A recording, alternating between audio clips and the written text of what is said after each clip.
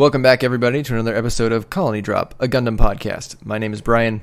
And my name is Isaac. This is your favorite Gundam podcast where we talk about everything from mobile suits like Gunpla to anime series and movies to Gundam manga, the upcoming live-action movie, Gundam lore, ideas, concepts, anything and everything that is related to the amazing franchise known as Gundam. That's right, Isaac. And today we have a very special topic that we've skirted around the bush a little bit before. Pun intended?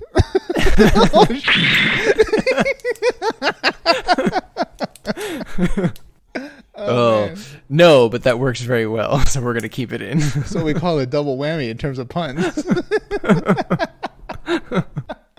So we've mentioned before that we have not had that many Gundam female pilots. We've had some female pilots, but they don't always pilot Gundams. Is that fair? Yeah, and let me say this. It's rare enough to the point where you kind of notice. Unfortunately, it sticks out like a sore thumb. Yeah, like I think, what was it, our latest rewatch of Seed, we noticed that there were a lot of Gundams appearing, and there wasn't a whole lot of females piloting the Gundams. And back then, maybe it didn't seem that out of place, but you really kind of notice it on the rewatch a little bit. So with that in mind, what are we going to talk about today, Isaac? Today, we are talking about the top 5 female pilots. The finest, ferocious female fighting force. Top 5. So my list is made of my top 5 favorite. Maybe not the top 5 best. How did you make your list? I decided that we probably won't get the opportunity to do another top 5 female pilot list of anything, really. Maybe we can do top 5 female characters in Gundam, but this is pretty much going to be it in terms of pilots. And Sorry, listeners, there's not a ton of female pilots. Okay, so I ranked it according to who I thought was the most skilled. Literally, my top 5 in terms of piloting skills. Oh. It takes into account things such as their performance in combat, how critical of a role they played in the story, the impact they had to the overall setting or series that they were in. Everything revolving really about them actually being and acting as a pilot. Interesting. So skill was one of my factors, but not necessarily the only factor. I also wanted them to have a big part in the story, or at least a presence in the story that was felt by the viewer. And then I also just had to like them as a character. Like if they were really good, but I hated them as a character, I wasn't going to choose them. Well, I had it go in the opposite direction. I was very unbiased for once because some of these characters I'm just not a fan of, but by God, do I respect their piloting abilities. Wow. I'm going to be shocked to see how many Federation pilots Isaac reluctantly put on this list. Well, I think you'd be surprised. Isaac, do you want to do honorable mentions first or afterwards? I think we should go first because I'd like to go from, number 5 all the way to number 1. Number 1 being our Top Gun. Sure. Okay. So I'll start off with an honorable mention that I'm fairly certain is not on your list, so I'm going to say it. Hear it. Her name is Asuna Elmarit, and she's from a UC manga called École du Ciel. Wow. It's a 12-volume manga series set in UC 0085, and it started being published in 2002, and it's actually still going, but it's basically been on hiatus since volume 12. I think it's probably like a 10-year hiatus at this point. There might be some more chapters past volume 12, but I'm pretty sure volume 12 is the last full volume that was released. And here's a quick synopsis for you, Isaac. Set in UC 0085, Asuna is a student from École du Ciel, a military school for training future mobile suit pilots in Montreal, Canada. Unexpected events occur, exposing Asuna and her classmates to the reality that is war. Along the way, the school council's real intentions are revealed in the lead-up to the Grips conflict. Wow. And so I think that's a pretty unusual setup, right? You've got a long-running manga with a female main character. And she has a Gundam, Isaac, called the Gundam Lacinia. And it is really cool looking, Isaac. It's definitely pretty unique. It's got this really cool looking shield. And the way I understand it is they had piloted some pretty ugly looking suits, and then she finally gets a Gundam, and it's a big thing. So I thought that was pretty unique. I haven't actually read it, but I know there's a lot of people who are fans of it. And I think for this topic, if you're looking for a female pilot, that might be a good place to start. That sounds definitely interesting. I'd like to check it out. It was published in English by Tokyo Pop for, I think, 9 volumes before I think Tokyo Pop folded and they're no longer around. So obviously they won't be publishing the rest, but maybe it'll get picked up by someone else again someday. So what about this character made you want to be put on like your honorable mention list? Well, mainly just the setup that she's the main character and it's this long of a manga series. If it was like a 1-volume kind of thing, then I wouldn't have put her on here. So you're saying she won her spot on your list by virtue of being a woman and a main character? Yeah, I don't think there's that many of them, so I thought it was worth mentioning that in case people haven't heard of her, you could go check her out. So True. and let me know if it's good. I think I actually bought the volumes. I think I have them somewhere. I just never read them. So So it could be this amazing story, but you don't know because they're in storage. A fair warning, though, it could also be terrible. That's true. Yeah, I mean, 085, nothing was happening. All right. So, all right, interesting. Well, maybe we'll get to it one day. But you know what? She does deserve kind of a gold star, right, for being the only female lead character that pilots a Gundam. Manga, anime series, movie, what have you. There's probably a few others. Name them. Well, I rest my case. Kigali piloted the Strike Rouge. That's a Gundam. Come on. There was like no one left on that ship to pilot it, so they just kind of threw her in it. Was there anyone in Age? I haven't watched Age. If there was, they were meaningless. Because the main character was definitely a man. Well, there was one that I'm going to mention that was supposed to pilot a Gundam but didn't because the show ended early. Oh, interesting. Yeah, I guess I can't think of any. Well, there's Christina Mackenzie. Okay. She piloted the Alex. That's fair. You got me there. It was a side story, but you got me there. Yeah. I'm surprised she's not on your list. Ooh, interesting. She's not. I didn't actually. Well, this is going to sound real sexist, but I didn't think she did enough to earn her spot on the list. So, you know what? If a man was here, he would have stopped the Cyclops team in minutes. Oh no! I mean, she didn't really pilot it that much in the show. I thought to get on this list, maybe you need to do a little, I don't know. I take the opposite approach because she's my honorable mention. Oh, okay. Well, there you go. Let's hear it then. Let's hear your pitch. And hear me out. My reasoning is, as a young, untested combat pilot, because to my knowledge, she didn't have combat experience. She was strictly a test pilot. To be in the colony and survive a surprise attack, especially after the demoralizing performance of the gym snipers, I think she really showed great skill, and being able to use the Alex, even though it was probably, well, all right, the Alex was essentially ready to go into combat, but I'd like to think that it wasn't fully proven. So the fact that she did that, managed to defeat the Comfer, save the colony, and then end up taking out Bernie. Yes, I think in totality, she deserves a spot. So I put her as my honorable mention because old type skills, she was pretty peak as far as I'm concerned. Okay, I'm good with that. I mean, I totally agree she's worth an honorable mention, but I was saying she didn't make it onto my 1 through 5 list. Okay, it's not like I don't like Christina Mackenzie. Yeah, backpedal. No. Yeah, hey. What I was saying was, I mean, she piloted it pretty good for a broad, right? Okay, so here are some of my other honorable mentions that actually did pilot a Gundam. Let's hear them. I'm going to leave one out because I know you're going to mention her. There was Rue from Gundam Double Zeta. She piloted the Zeta Gundam. Okay. And Karen Joshua from the 8th MS team. She piloted a ground Gundam. Yeah, she definitely deserves to be on the honorable mention just because, God, the whole Obsolescence crisis was such a, pardon my French, a show that anybody piloting a mobile suit going through that had to perform top notch to survive it, Right, yeah. So she deserves a spot. She was just such a strong presence from the beginning of the show all the way through the end. They even gave her that secret mission at the end to kill Shiro if he betrayed the Federation, if you remember. So it was nice that she started off strong and stayed strong the whole show. Yeah. I wish we saw everybody in the epilogue, but wasn't meant to be. Did she marry Sanders? Is that our headcanon? No, I think she married... Elidor. I think she married Elidor, yeah. Wow. That's my headcanon. Do you think she's a little older than Elidor? Maybe a little bit, but not too much. Man. Are you saying she looks busted?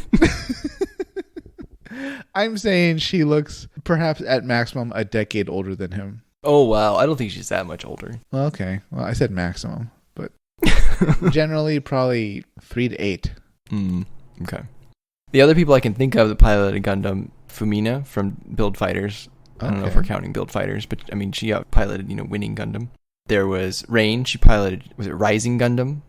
She wasn't perhaps very good at it, but she definitely piloted it. And I can't remember if Luna Maria or Stella or Stellar from Seed, did either of them ever? Yeah, Stellar. Wasn't she part of the Gundam Jack? In Destiny? Yeah, she's in the squad that was doing the Gundam Jacks.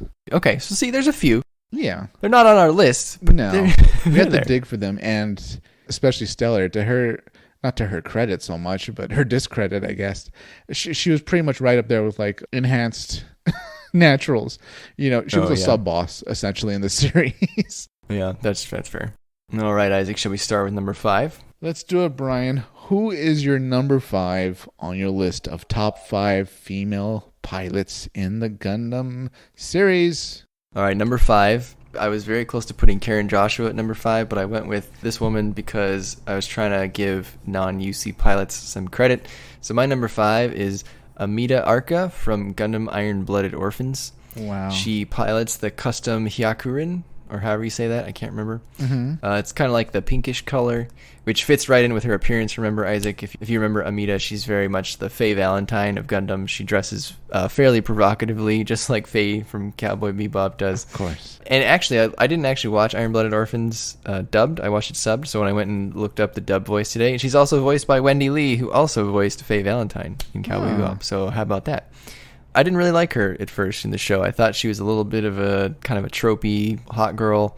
But as time went on in the show, her and Naze really grew on me. And she's on this list basically for her sort of blaze of glory that she went out with, Isaac, where she was defending all of the Naze transports as they were escaping. I believe it was Eok was after them with his Dainsleif army. And she was just destroying all of the Gallarhorn suits kind of left and right in her older yet custom suit. She was even holding her own against, I believe it was Julieta who was fighting her from Gallarhorn in a vastly superior shiny new Gallarhorn mobile suit, which was, super unfair. And she only, went down because of those darn Dainsleifs. And with her last dying breath, she almost shot the bridge off of Eok's ship. So that was quite the boss moment, for sure. When you put it like that, yeah, she's a pretty great pilot. And even though I enjoy Iron-Blooded Orphans that much, I don't recall so much each pilot from that series, except for like a few prominent ones. But man, God, what a great series. Biggest downside about her, probably she wasn't in the show that much. And I also don't particularly like her suit very much, even though in the show it's probably one of the more unique ones. But overall, it's so-so. Well, Brian, number 5 on my list is one that I think you definitely, perhaps the fans, the listeners know. I'm not a big fan of hers. Dare I say I dislike her. But she piloted her mobile armor so well, she deserved to be on this list. And that is Lala from the original Mobile Suit Gundam series. I put Lala as my number 5 because as naive to an extent as she was, and even though she had a lot of optimism still for sort of a peaceful resolution of things at the end of the 1 Year War, she really performed incredibly well in the Elmith despite ongoing drama with Amuro, with Char, having to fight Amuro, having to fight the Federation towards the end of the 1 Year War, performing in the Elmith using her new type abilities. I felt she deserved a place on my list, and number 5 is where I think she would best fit compared to everybody else on my list. So the Elmith is a mobile armor, I understand, but my God, was she a good pilot. Wow, this is truly Isaac being unbiased, listeners. He is not a fan of Lala. No, but I mean, to her credit and whatever coaching Char gave her, I mean, it paid off in droves. The Elmith was pretty much a beast at the end of the 1 Year War. It was. I mean, especially during the 1 Year War, there wasn't much that could stand up to the bits, right? You could have just sent her into anything and she'd pretty much win. Yeah, you'd need an emotional Amuro to stop her. Are you saying women can't keep their emotions in check, Isaac? I'm saying an emotional Amuro can kill anybody. That's what I'm saying. He won't feel great about it, but he'll get it done. He did take her out. That's fair. All right, moving on to number 4 then, Brian. Who holds the number 4 position on your top 5 female pilots across all Gundam? It's getting harder to rank them, but I think for number 4, I'm going to go with and Nil L from After War Gundam X. Wow. She appears in After War Gundam X from 1996. She starts out as like an antagonist, Isaac, and she's a constant presence throughout the show. She has a very weird character arc. She starts out like falling in love with Garrett, and then he doesn't return her advances, and then she gets really angry and she tries to go after him to like make him love her, and then she eventually gets over him. So maybe that arc is a little weird, but she was just a great pilot. She had like a very cool custom color scheme. She had blue suits typically. Her main suit was like this Gelgoog looking thing. It was called like, I think, the Janice custom or something like that, right? Janice, I think, yeah. Janice, yeah. She had a typical sort of apocalyptic bad girl character design, Isaac. A lot of cleavage. I think she even hid a grenade in her cleavage at one point during the show, which was funny. I liked that her color scheme was blue and not like pink or some other typical girly character, right? There's nothing wrong with the pink color scheme, but they don't all have to be pink, right? Like for example, when we saw Kigali get her Strike Rouge, I think we were both disappointed that it was like, oh, it's just a pink one. Yeah. And Isaac, I didn't know this, but there was a mobile armor that she piloted during the series called the Esperanza. Apparently, if the series hadn't ended early, she was going to get a Gundam called the Esperanza 2. There is like a drawing of what her Gundam would have looked like. And it's pretty cool looking. It's got a blue chest, and it looks a little like skinnier than the other Gundams, but I think it looks pretty neat. I'm really sad now that this wasn't in the show. I'm going to send you a picture of it.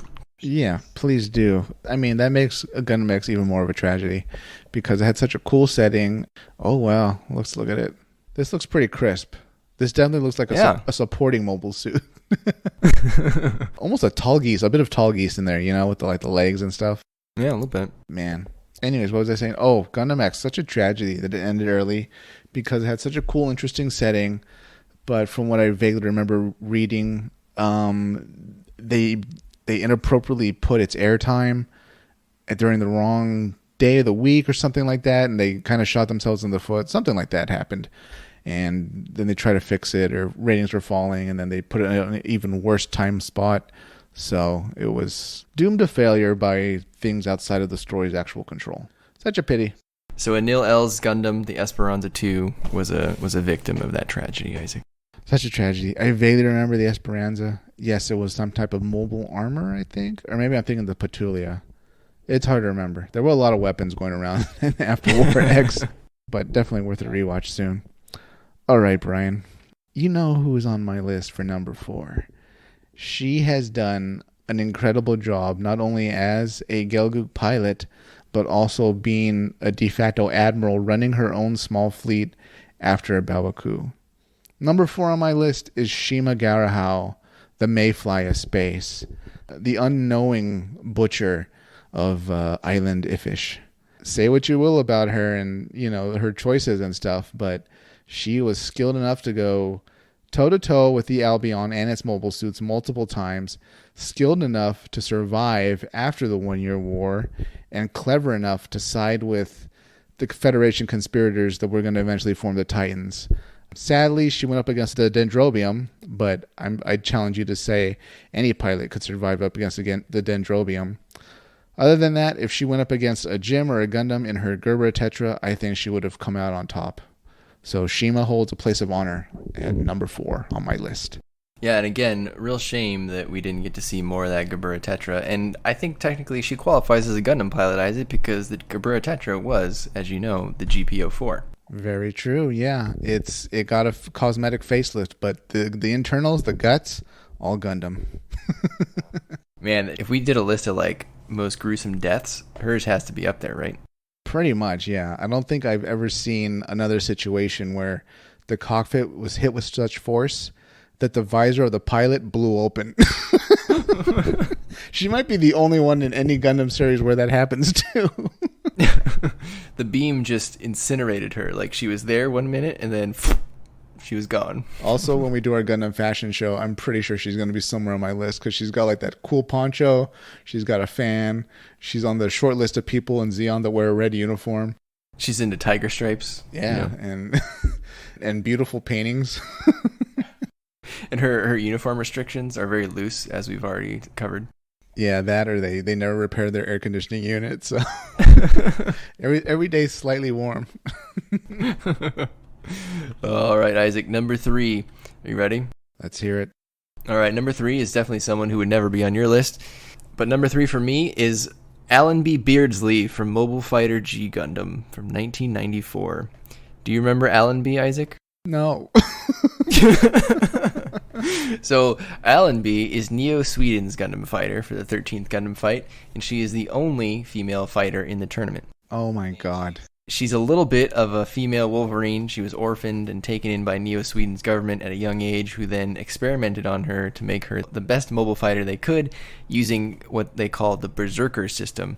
And the Berserker system is a system that increases her combat abilities by 120%, whatever that means, because that's incredibly vague, but that uses radio waves or something. Anyway, she goes into this like psychotic mode where she gets all red and her hair flares up and her eyes go red. She looks pretty nuts. And when she's in that mode, she pretty much beats everybody. Like she's even about to beat Domon, and he eventually talks her down.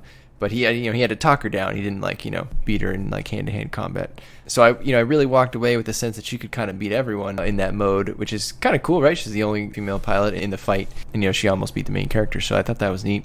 She has a decent arc. She falls in love with Domon, but he doesn't return her feelings, and she does not get the guy in the end, right? So it's not like a happy ending for anybody.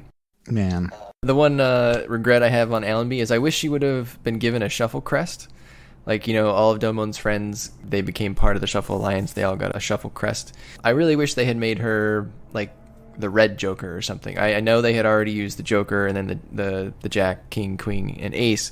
I feel like she was a better fighter than some of the other Shuffle Alliance members. And if you remember, Isaac, she pilots the Nobel Gundam, which is very memorable. It's basically the Gundam that looks like a cross between Sailor Moon and Sakura from Street Fighter, which basically looks like a Japanese schoolgirl. And it has Gundam hair that's blonde. And it has beam ribbons, Isaac. Do you remember those? She doesn't have beam sabers. She has beam ribbons. I remember that. Are they from her hair or something, or her bow? Yeah, probably the bow or the hair. I don't remember. But I think that is hilarious, and it's perfectly in line with G Gundam's tone and just overall, world building. So Nobel Gundam's a little silly, but I think in the context of the show, it's great and it makes sense. And Allenby was a fierce pilot, so she earns number 3 on my list. I mean, by virtue of being the only female fighter in Mobile Fighter G Gundam, and also being able to really help out the rest of the main characters, yeah, I think she should deserve a spot on the list, right? It's also cool that her Gundam is so distinctly feminine. Oftentimes we see the handful of female pilots we get, they're always in a very male-looking Gundam or mobile suit, right? So good to see a much more obviously and blatantly female design. I mean, can't get much more female than Japanese schoolgirl outfit. Yeah, it's ironically worn by Sweden for some reason, but Sweden's cultural dress. Hey, you know what? It's anime. Well, hit me with number 3, Isaac. My number 3 had to juggle running her faction while at the same time arguably being the best pilot on her faction side during the Grips conflict, Brian. Number 3 for me is Haman Khan, leader of Neo Zeon and one of their best pilots in the Cubely, a fearsome, powerful mobile suit. Brian, I think she deserves this spot on the list because she had to do almost all the work of running the political negotiations for Neo Zeon, based out of Axis, and at the same time lead the troops on the battlefield. Maybe in retrospect, she should have just stuck with running things behind the scenes because sadly, as we all know, spoiler alert, Haman doesn't make it. She has to, well, she kind of suicides herself, but it's not a great ending for her, but she was a beast in that mobile suit, and she showed just how powerful a new type could be in a purpose-built mobile suit that featured bits, and I forgot what else it had. It was just custom built for new types like her.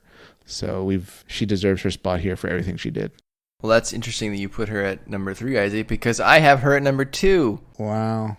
So as Isaac said, she is a antagonist in Zeta Gundam in 1985, and then she comes back as maybe the main antagonist in Double Zeta Gundam the next year in 1986. And I really liked, Isaac, that she was a major presence in both of the shows. I was trying to find good lines of hers to quote on this podcast, and there were 2 I came across that were good. They were both from Zeta Gundam. There was one where Camille is yelling at her, and I think Paptimus, and he's saying, your souls are the ones that are weighed down by gravity. And she turns on the light and says, "That's the stupidest idea I've ever heard." There was another good one where Shar asked her for help. He asked her to go destroy the Grips colony laser. She says, "I'll do it." And when she's referring to Axis here, she says, "The proof of our might will be forever etched in your minds." And I thought that was very Haman.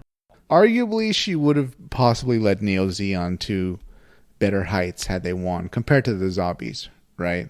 She just had such a presence in both of those shows. I mean, she shows up late in Zeta, so she's not like the main antagonist there, but she definitely showed up and carried Double Zeta on her back, I think. In my mind, she kind of saved that show. Like, the back half of Double Zeta was really begging for, like, a good presence, and she really had it. She was terrifying in that show. Just her new type energy kind of freaked out Judah. That's when it made it even better, when Judah started to awaken his new type potential, and his potential then started to frighten her. So that made the conflict better between those two.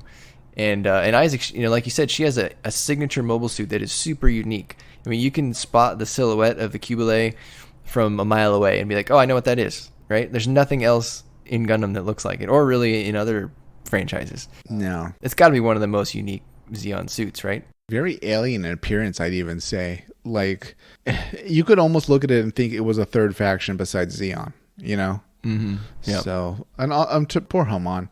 She had to deal with Glemmy too. I forgot to mention that. Neo Zeon splinters, and then she has to deal with this kind of internal civil war. Ugh, yep. She had to deal with so much all by herself, pretty much, while at the same time being a pilot. So, a lot of respect goes out to her. Yeah. So, Isaac, I have a question for you. Oh no. Who is the baddest Zeon, her or Kycilia? Wow. Oh boy. I would argue Haman did more, but Kycilia was more ruthless. Just because, for all Haman's faults, I can't see her executing members of her own family.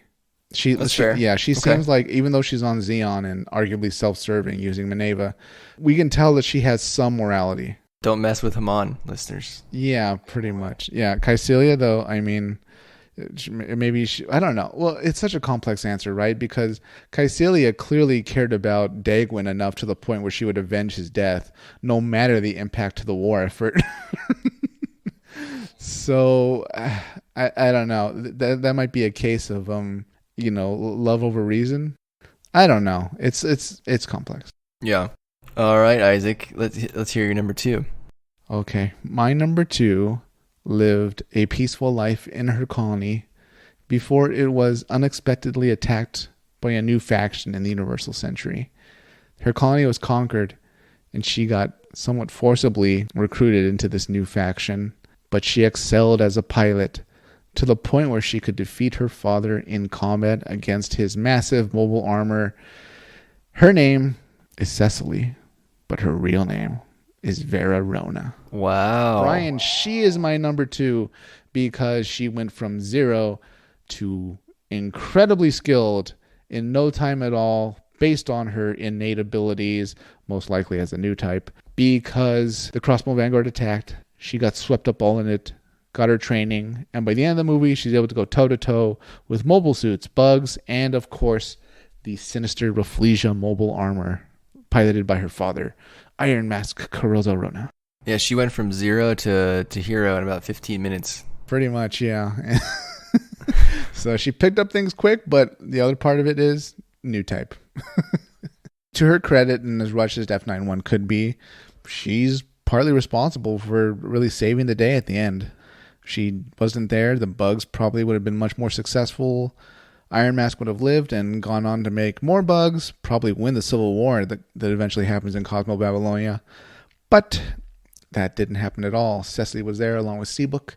They saved the day together, and she played a vital role in it. Since she learned things so quickly and came up to speed in terms of being a great new type pilot, that's why I put her as number 2. Yeah, and you got to give her some credit, right? Even if she didn't necessarily defeat the Rafflesia, but she certainly brought Seabook there, and she was certainly willing to give it her all and give her life to try to stop the Rafflesia. Not just anyone would do that. I'm trying to think, if you rewrite that scene, can Seabook win on his own? Does Zabine jump in instead of her? I think Zabine was too far away. They definitely tag teamed it for sure. I don't know that Seabook would win by himself. I mean, he had, you mentioned emotional Amuro before. Well, we kind of had emotional Seabook during that fight, right? Yeah, talking to Kurozo is not going to like do anything. It won't do any favors for your emotional state of being because he's so insane. I would say that both of them were needed to defeat the Felicia. So that's why she's got my spot on the number 2 list, based purely, essentially, on speed of novice to expert.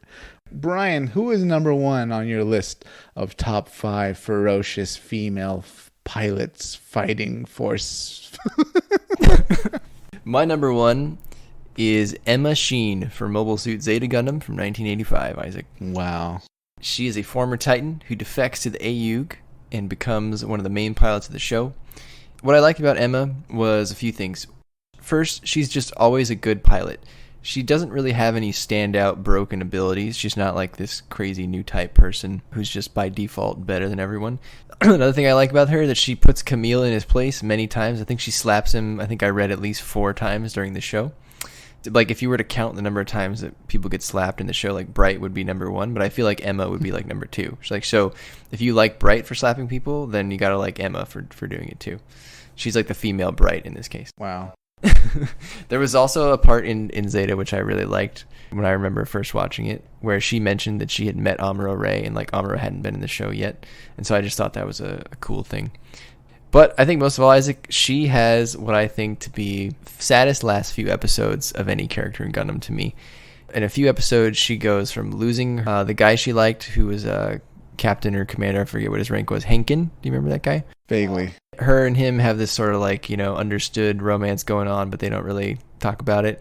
But he ends up sacrificing himself to save her.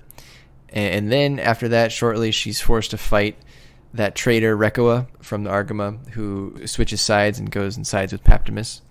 She duels Rekoa. She like fatally stabs Rekoa's suit, but then it's shot by one of the other antagonists, and she gets hit by shrapnel because she got out of her suit to go check on Rekoa.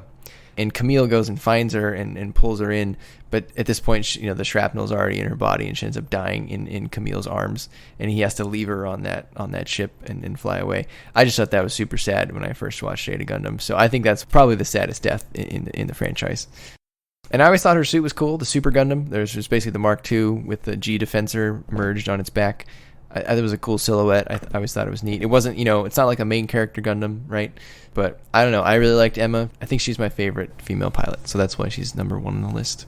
Based on all that, the complexity of her, she could almost have her own series, right? Yeah, she has a great character arc. She's one of those people that you like to root for, right? Because she starts out as a Titan, and so you as the viewer, you're also seeing along with her what the Titans are doing, and she sides with you, the viewer, so she defects, and she has to like earn the AUG's trust for a while. I think they put her like under guard for a while. They don't let her out. They make her peel potatoes. yeah, not quite as bad as the Crossbone Vanguard would do, but yeah, I thought she was good. She was definitely not like a girly girl. She's not falling in love with every guy she sees. I just thought for this list, she was a good, strong female character that I think any dad or mom would be happy for their kid to look up to. Does this mean that, like, if you think about it, the Titans are actually very forward-thinking because they have so many women in their ranks?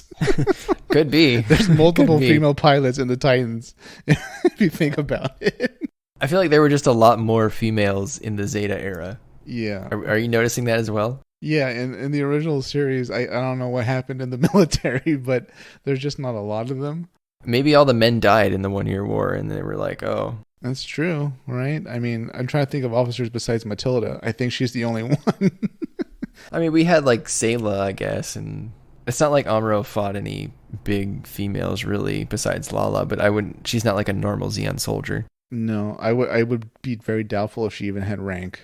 Yeah, probably not. I mean, she was Char's guest. Yeah, essentially, right? And they let her run around in that muumuu. That's not a Zeon uniform. Not even Shima would allow that. No, she would be like, look, you can be on our Zanzibar, but like, even I have limits to like our lax dress code. Isaac, number 1. Okay, listeners, this woman's tragic backstory plays only a small role in why she's an amazing pilot. She had to go out on a mission, essentially with a gun pointed at her head. but willingly pursuing revenge against the man who wronged her, she had to pilot arguably the worst mobile suit in the 1 Year War, a prototype version of it, but she piloted it so well, my headcanon is that she's a new type. Her whole team performed so well with the machine, also the same type of mobile suit she piloted. They performed so well under her leadership that they really saved the day. Her name is Arlene Naison. She was a lieutenant, and she was in the final part of MS Igloo Gravity Front. If you recall, listeners, she was betrayed by her lover, who, as far as she knew, betrayed the Federation to Zeon, shared intel, vital information with them, causing her to be thrown in the brig and blamed for it, along with two of her comrades. She was forced to go out into the gun tank. Well, maybe not so much forced, but they kind of made her do it, but at the same time, she wanted to do it to get revenge. And when she was in the gun tank, Brian, oh my God, she was such a beast at it. They were zipping around at like 200 miles per hour. She was killing people left and right, just knocking over Zaku's like they were made out of cardboard. She was just a beast on the battlefield. It was amazing. And the fact that she did this in a gun tank, not even a regular gun tank, a prototype gun tank, was all the more crediting to her as far as how good of a pilot she is. Can you imagine her in like an Ace GM? Can you imagine her in a custom suit, one of the 8th MS team's mobile suits? Oh my God, she would have been a goddess of war. And sadly, her story ends with tragedy.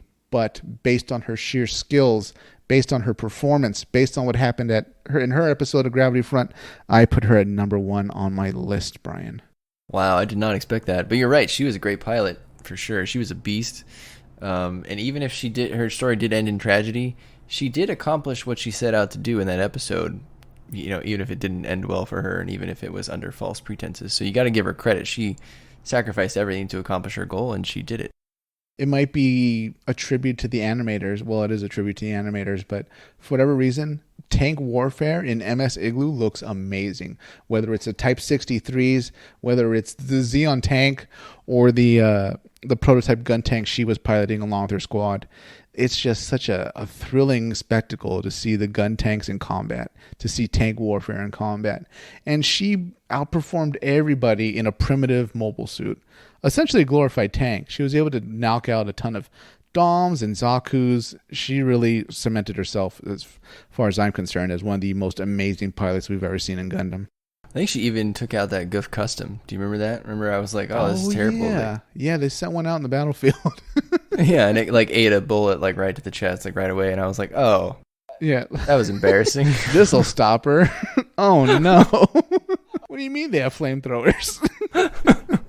That's a good choice, though. And again, this is a reminder that to all the listeners who have not seen MS Igloo, to go watch it, because it's a great show. Even if it does look a little rough today, maybe if you're not used to that, it is a fantastic show. Yeah, if you like side stories in the UC, this is a side story buffet. So load up your plate and start eating. It's pretty great. The third MS Igloo, the one that she's in, is a little weird. Not as good as the first two, but they're all worth watching. So yeah, but I think you should approach it more as, okay, let's see some Federation-only side stories. And then you'll be a little bit happy. Things get wacky when the metaphysical stuff starts happening, but other than that, they're pretty solid and interesting stories that show you a bit more about parts of the 1 Year War you probably didn't know about. Just mute your TV when the metaphysical when stuff starts. When the angel of death or the goddess of death shows up, just kind of roll your eyes and look at your phone. That was a good list, Isaac. That was fun. So listeners, we would definitely like to know what your top 5 list is, whether it's favorite or best. Let us know in the comments below. Or how close did we get to your mark? Or how do you think we're way off? Who did we forget? Were there any obvious ones that you think we forgot? I'd be curious.